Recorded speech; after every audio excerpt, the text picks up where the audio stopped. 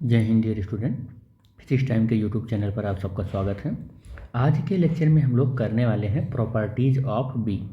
B का मतलब आप ये समझिएगा कि मैग्नेटिक फील्ड, उसको हम बी से रिप्रेजेंट करते हैं और शॉर्टकट में थोड़ा सा लिख रखा है। तो इसकी फर्स्ट प्रॉपर्टी की अगर हम बात करें तो पहली प्रॉपर्टी तो ये है कि अगर हम लाइन इंटीग्रल करें मैग्नेटिक फील्ड का, तो वो हमको क्या मिलता है, म्यू नॉट आई। कैसे मिलता है, अगर ये हमें देखना है तो हम थोड़ा सा डेरिवेशन में इसके जाएंगे कि अपने पास कोई ये करंट कैरिंग कंडक्टर है। क्या है ये? करंट कैरिंग कंडक्टर है अपने पास, और करंट कैरिंग कंडक्टर से आर डिस्टेंस पर एक कोई पॉइंट है पी, और इस पॉइंट पी पर हमको कैलकुलेट करना है magnetic field due to this current.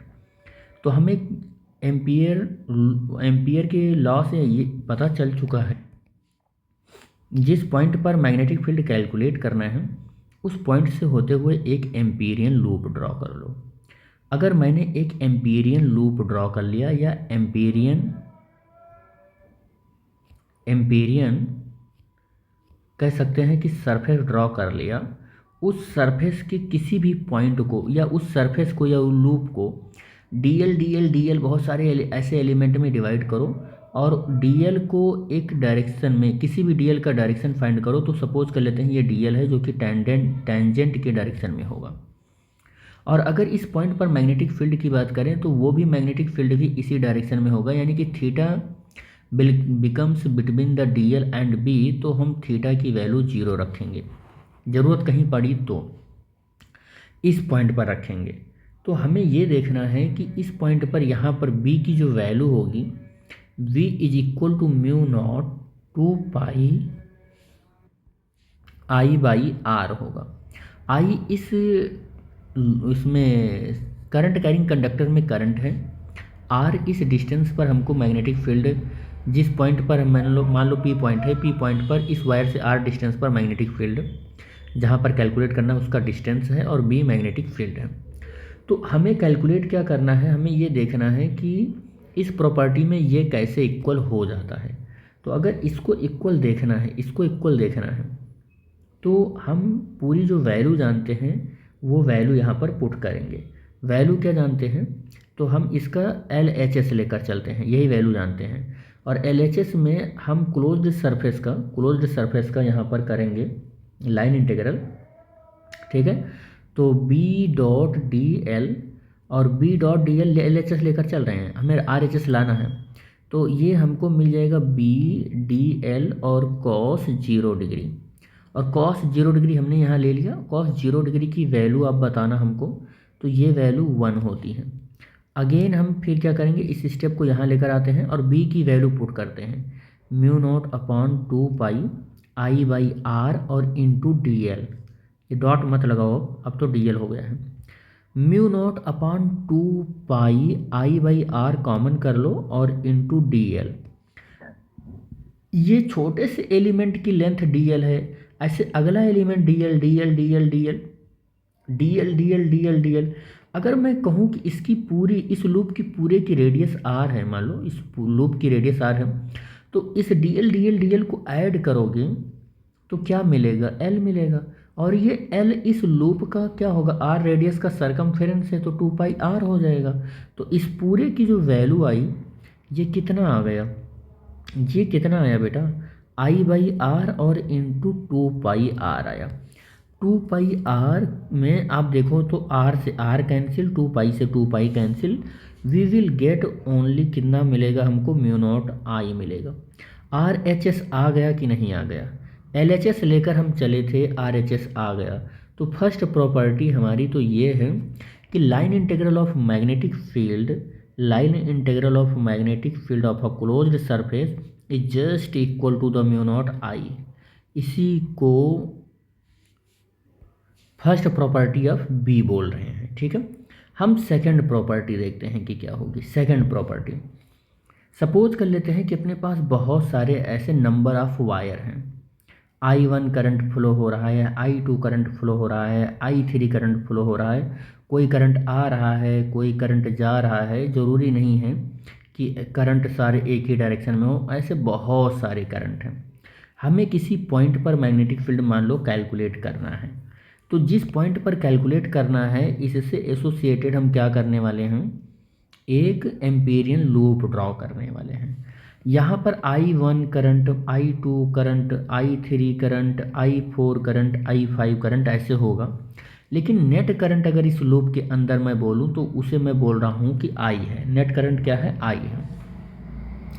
अच्छा, एक चीज़ और बता दें, इस सरफेस के अंदर से, एम्पीरियन लूप के अंदर से ये सारे करंट निकल रहे हैं, तो करंट डेंसिटी की अगर मैं बात करूँ तो J is equal to I/A होता है, यानी कि इस टोटल सरफेस, ये लूप का पूरा सरफेस। तो हम सरफेस को DS से लिख दे रहे हैं। किससे लिख दे रहे हैं? DS से लिख दे रहे हैं, या डोंट पैनिक, हम DA से भी लिख सकते हैं, कोई दिक्कत नहीं है। तो अगर मैं I की बात करूँ, D से मत लिखो, अभी सिर्फ I/A से लिखो। तो अगर मैं यहाँ पर केवल I लिखूँ तो ये J इंटू A हो गया। कितना हो गया? J इंटू A हो गया। और पूरे सरफेस को मैं छोटा छोटा, अगर ये तो टोटल सरफेस है, छोटे छोटे पूरे सरफेस को मिला के कैपिटल A होगा, तो A को तो मैं ऐसे लिख सकता हूँ कि नहीं लिख सकता हूँ? DA ऐसे लिख सकता हूँ, पूरे सरफेस का। तो I इज इक्वल टू क्या हो जाएगा, ये J और D, A की जगह पर ये पूरी वैल्यू लिख रहा हूँ, DA लिख रहा हूँ। क्यों लिख रहा हूँ ऐसा? इसके पीछे भी लॉजिक आप समझ लो। ऐसा इसके पीछे लॉजिक ये है कि छोटे से सरफेस की एरिया DA ले रहे हैं, और पूरे लूप की सरफेस एरिया हमने A मान रखी है, तो A इज इक्वल टू इतना होगा। और अगर आप देखें यहाँ पर, तो इसके मतलब कि उसको, लूप को या सरफेस को, तो छोटा छोटा ऐसे DS या DA मिलकर पूरा एरिया बनेगा इसका। तो हम इस कंडीशन में ऐसा ले रखे हैं, ठीक है। तो डायरेक्ट ये फार्मूला आप ऐसे भी याद कर सकते थे, लेकिन मैंने जस्ट एक ऐसे लिया कि आप फार्मूले को नहीं भी जानते हैं तो ऐसा आपको आइडिया होना चाहिए, ठीक है। तो अपने पास एक फार्मूला मिला हुआ है, और फार्मूला ये है कि line integral of magnetic field आप करोगे, मैग्नेटिक फील्ड का लाइन इंटीग्रल करोगे तो आपको क्या मिलेगा? म्यू नॉट I मिलेगा। तो अगर line integral of magnetic field है अपने पास और म्यू नॉट वैल्यू, और तो I की वैल्यू इतनी होती है, तो ये वैल्यू आप पुट करो तो J.DA होता है। और आप तो एक फार्मूला भी जानते हैं, ये हम याद रखना, मैंने यहाँ पर जो लॉ लगाया, इस लॉ का नाम है ampere law in circuital form है, इसका नाम है ampere law in circuital form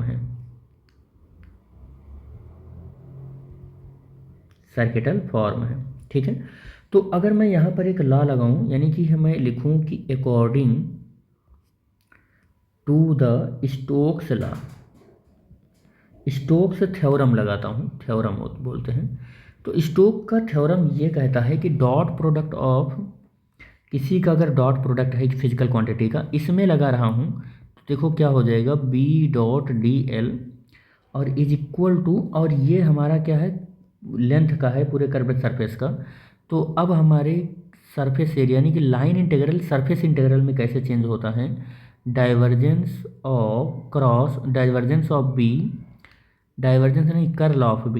curl of B और ये वेक्टर और इनटू DS, इसमें कन्वर्जन है, लेंथ को सरफेस में कन्वर्ट कर देता है, ये लेंथ को सरफेस में कन्वर्ट कर देता है।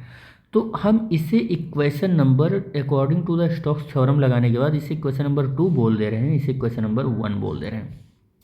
इक्वेशन 1 और 2 का एक साइड अगर आप देखें तो इक्वल है, एक साइड क्या है, इक्वल है, और अगर एक साइड इक्वल है तो दूसरा साइड भी क्या होगा, इक्वल ही होगा। तो इस साइड हो जाएगा S डाइवर्जेंस ऑफ B, और DS is equal to mu not SJ.DA, ठीक है। तो ये हो जाएगा, हम इसको JDA ही लिख दे रहे हैं, ठीक है। एंगल तो 0 डिग्री है, तो यहाँ पर हम देख रहे हैं कि ये वैल्यू हो रही है, ठीक है। तो यहाँ से इतना हो गया। एंगल 0 डिग्री कैसे है, मैं दिखा दूँ आपको, कि एरिया वेक्टर मान लो इधर है लूप का, ये है, और J उसी डायरेक्शन में लिया जाता है जिस डायरेक्शन में करंट जा रहा होता है। तो नेट करंट मान लो इस डायरेक्शन में जा रही है तो थीटा की वैल्यू 0 डिग्री यहाँ पर ले लेंगे। मान लो ऐसे करंट जा रही है और एरिया वेक्टर भी इधर है, तो एरिया वेक्टर और जे के बीच का एंगल अगेन 0 डिग्री ही है। तो जे डॉट ए करेंगे तो वो जे डी ए आ जाएगा। जे डॉट डी ए करेंगे तो जे डी ए कॉस 0 डिग्री आ जाएगा। ठीक है, आगे बात करते हैं। इसको इधर ले आते हैं, इस साइड में ले आते हैं। तो इस साइड में ले आएंगे तो डेल क्रॉस बी और डी एस, अच्छा डी कहीं पर हमने डी एस लिख दिया, कहीं पर हमने डी ए लिख दिया है, तो इसको डी ए कर लो। ठीक है, डी ए ही कर लो, शुरू से हम डी ए लेकर चल रहे हैं।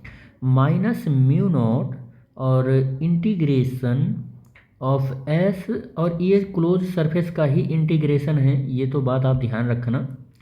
तो क्लोज सरफेस का इंटीग्रेशन है और ये जे डी ए हो जाएगा और इक्वल टू 0 हो जाएगा। देखो मैं क्या करने वाला हूँ, ये हो जाएगा और del cross B minus mu naught J, ये एक ब्रैकेट में कर लो और इंटू डी ए, यार ये बार बार डी ए है तो डी एस मैं लिख ही दे रहा हूँ, तो d a is equal to 0। अब अगर देखो, अगर इस डी ए का इस फंक्शन के साथ है कुछ रिलेशन और पूरा इंटीग्रेशन 0 आ रहा है, तो ये इंटीग्रेशन 0 कब आ सकता है, यानी कि डी ए का इंटीग्रेशन कर रहे हो और ये 0 आ रहा है, तो ये 0 कब आ सकता है, जब ये पूरा का पूरा फंक्शन 0 के बराबर हो। या आप मैथमेटिकली क्या करो कि इस सब को 0 के नीचे भेज दो तो पूरी वैल्यू 0 हो जाएगी। तो del B minus mu naught J is equal to 0 आ जाएगा। ठीक है, और del cross B is equal to mu naught J आ जाएगा। तो यही हमारा सेकंड प्रॉपर्टी है। और इस सेकंड प्रॉपर्टी को अगर हम लिखना चाहें तो क्या लिख सकते हैं, हम इसको लिख सकते हैं कि curl of B is equal to mu naught J लिख सकते हैं, यही लिख सकते हैं, यही लिख सकते हैं। तो ये हमारा क्या था, सेकंड प्रॉपर्टी था, ये हमारी सेकंड प्रॉपर्टी थी।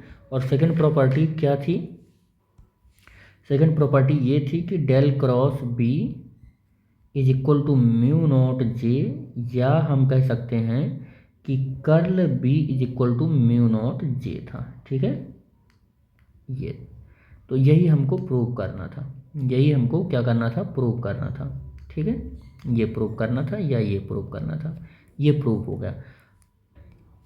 थर्ड नंबर पर चलते हैं और थर्ड नंबर पर क्या हो जाएगा, यानी कि थर्ड प्रॉपर्टी नंबर थर्ड क्या है कि divergence of B is equal to 0, या हम DIV divergence of b equal to 0। This is the very important property. हम इसके लिए एक्सप्लेन क्या करते हैं कि मैग्नेटिक मोनोपोल प्रेजेंट नहीं है, इसके पीछे हम फिजिकल इंटरप्रिटेशन क्या देते हैं, magnetic monopole does not exist, magnetic monopole exist ही नहीं करता है। इसी वजह से ये इसका जो डाइवर्जेंस है बी का, ये 0 आता है। अब मैग्नेटिक मोनोपोल्स का मतलब क्या है कि अगर एक मैग्नेट को ऐसे आप चाहे जितने छोटे छोटे पार्टों में ब्रेक करोगे तो उसका नॉर्थ और साउथ पोल कभी अलग नहीं कर सकते हो आप। और जब किसी मैग्नेट का नॉर्थ और साउथ पोल अलग नहीं कर सकते हो तो आप बोल सकते हो कि मैग्नेटिक मोनोपोल से एग्जिस्ट ही नहीं करता है, हमेशा डाइपोल ही होगा, या नॉर्थ और साउथ दोनों साथ साथ में ही होगा। मैग्नेट को आप चाहे जितने छोटे पार्टों में आप डिवाइड कर लो। ठीक है, तो ये प्रॉपर्टी क्या है कि अगर मैग्नेटिक मोनोपोल्स एग्जिस्ट नहीं कर रहा है तो आपको ये दिखाना है कि ये ds इज इक्वल टू क्या होगा, ds इज इक्वल टू क्या होगा, वो 0 होगा। ये होता ही है। और ये 0 क्यों होता है ये आपको मैं बता ही दूँ, ये 0 क्यों होता है किसी मैग्नेट के लिए 0 क्यों होता है। जैसे यहाँ पर देखो क्या है कि टोटल मान लो ये नॉर्थ पोल है, साउथ पोल है, ये मान लो क्या है, साउथ पोल है। तो जितना मैग्नेटिक फील्ड लाइंस एंट्री कर रहा है, ठीक उतनी ही मैग्नेटिक फील्ड लाइंस क्या हो रही है, निकल रही है। ठीक उतनी ही मैग्नेटिक फील्ड लाइंस क्या हो रही है, निकल रही है। तो अगर मैं कहूँ कि फ्लक्स क्या होता है, तो आप क्या बोलोगे, B.ds, यही तो बोलोगे। नेट फ्लक्स एसोसिएटेड दिस पोल या कैसे दिस मैग्नेट, अगर मैं बात करूं तो आप क्या बोलोगे, जितना total number of magnetic fields आया उतना ठीक number of magnetic field lines निकल गया। तो फ्लक्स एसोसिएटेड दिस मैग्नेट क्या हो गया, flux associated this magnet phi is equal to क्या हो गया, जीरो हो गया। अब ये फार्मूला होता है तो जीरो रख दिया मैंने, तो जीरो रखोगे तो क्या मिलेगा आपको, integration of B dot d s is equal to zero ही तो मिलेगा, यही तो मिलेगा। अब अगर ये मिल गया आपको कि total magnetic flux associated with this magnet zero, क्योंकि मोनोपोल एग्जिस्ट ही नहीं करता है, हमेशा डाइपोल ही रहता है, और डाइपोल ये कहता है कि जितना मैग्नेटिक फील्ड लाइन साउथ में एंट्री करेगा उतना ही नॉर्थ से निकल जाएगा, तो फ्लक्स जीरो हो गया, नेट फ्लक्स क्या हो गया, जीरो हो गया। और नेट फ्लक्स का ये फार्मूला होता है, ठीक है। तो अब आप करोगे क्या, अब आप यहाँ पर एक थ्योरम जानते हैं जिसको हम बोलते हैं गॉस डाइवर्जेंस थ्योरम, वो आप लगा दो, आप उसको लगाओगे गॉस डाइवर्जेंस थ्योरम को, डाइवर्जेंस थ्योरम आप लगा दो इसको। तो गॉस डाइवर्जेंस थ्योरम क्या कहता है कि B इंटू डी एस, यानी कि आप अगर लगाओगे क्लोज सरफेस के लिए तो ये कहता है कि आप इसको वॉल्यूम के टर्म में आप ऐसे लिखो, डाइवर्जेंस ऑफ V और इंटू डी वी, ऐसे लिख लो आप। तो अब इसे क्वेश्चन नंबर 2 बोल दो और इसे क्वेश्चन नंबर 1 बोल दो, और ये वैल्यू जीरो के बराबर है, तो इस वैल्यू को इक्वेशन 1 को यूज करो आप। इक्वेशन 1 को यूज करते हैं, यूज इक्वेशन 1। तो इक्वेशन 1 को यूज करोगे तो इसकी जगह पर ये वैल्यू जीरो आ जाएगी, तो zero is equal to dot del dot B into D V. अब ये डी वी का इंटीग्रेशन जीरो आया होगा तो ये वैल्यू क्या होगी, जीरो की इक्वल हो जाएगी, dot B is equal to zero आ गया। तो ये हमारा क्या आ गया, कॉन्सेप्ट आ गया, या कह सकते हैं थर्ड प्रॉपर्टी आ गई, थर्ड प्रॉपर्टी आ गई। तो this is the third property of B हो गया, ठीक है बेटे। तो बस इस लेक्चर में हम लोग यहीं तक देखेंगे, नेक्स्ट लेक्चर में कुछ न्यूमेरिकल देखेंगे और इन सब फॉर्मूलों पर बेस्ड। तो thanks for watching the video, thank you बेटा।